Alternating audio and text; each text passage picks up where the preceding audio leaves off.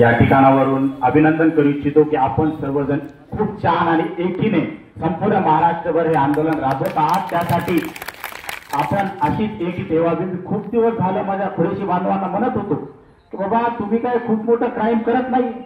भारताची जर तुम्ही कलम 25 काढून बघितली, आर्टिकल 24(5) ऑफ इंडियन कॉन्स्टिट्यूशन, कोणत्याही व्यक्तीला कोणताही धर्म अवचार करण्याचा अधिकार आहे। त्याच प्रकारे आर्टिकल 301 ऑफ इंडियन कॉन्स्टिट्यूशन, भारताची कलम 301 म्हणते की तुम्ही सर्वजण कोणताही व्यवसाय आपल्या भारतात करू शकता। एखाद्या लीगल वस्तूचा, म्हणजे एखादी लीगल वस्तू जर असेल तर त्याचा व्यवसाय करण्याचा अधिकार आपल्याला भारताच्या संविधानाने दिलेला आहे।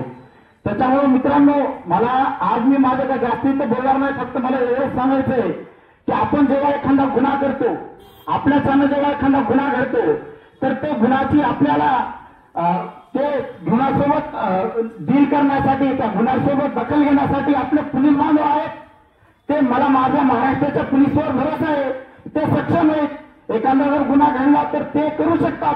हे जे आजकाल हे जे काही लोक निघाले, हे काही दल निघाले, तथाकथित गौरक्षक निघाले, यांना कोण अधिकार दिला आहे? भारतीय संविधानामध्ये एखादं प्रोव्हिजन आहे का? मला सांगा की एखाद्या व्यक्तिविशेषाने एखाद्या गुन्ह्यावर दखल घ्यावी, असा मला एक प्रोव्हिजन भारतीय कलमामध्ये दाखवून द्यावा आणि माझ्याकडून माझ्या वडिलांना मी सांगतो 10,000 बक्षीस घेऊन जाऊ।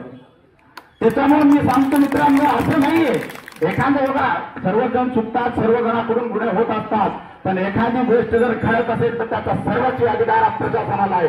ठीक आहे, प्रशासन करू शकतो, पण हे जे वैयक्तिक माणसं आहेत त्यांनी नाही करायला पाहिजे, असं मी जाहीरपणे सांगतो।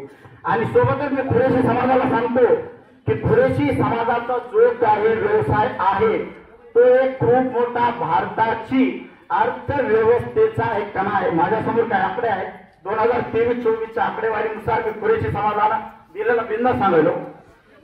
हे बघा, एकल लेदर व फुटवेअर निर्यात, म्हणजे फक्त आणि फक्त लेदर जे भारतामध्ये खुरेशी समाजामुळे मिळतं त्याचं मार्केट 1,45,000 कोटी रुपयाचं आहे।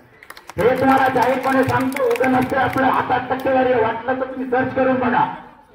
त्याच्यानंतर तुम्हाला सांगतो अजून अतिरिक्त एक असते, खूप अशा ज्या मेडिसिनच्या कंपन्या आहेत, औषधांच्या कंपन्या आहेत, त्याच्यामध्ये जवळपास 400 कोटीचा व्यवसाय भारताला खुरेशी समाजातर्फे मिळतो। त्याच्यानंतर बफेलो मांस निर्यात, 31,000 कोटीची जवळपास दरवर्षी बफेलो मांस निर्यात आणि म्हशीचं मटण याच्यापासून जे काही निर्यात होती त्याच्यामधून तब्बल 31,000 कोटी रुपये 2023-24च्या आकड्यानुसार खुरेशी समाजाला भारताला व्यवसाय दिलेला आहे। आणि जवळजवळ मी सांगतो 1 कोटी लोकांना खुरेशी समाजाचा रोजगार या व्यवसायामुळे मिळतो।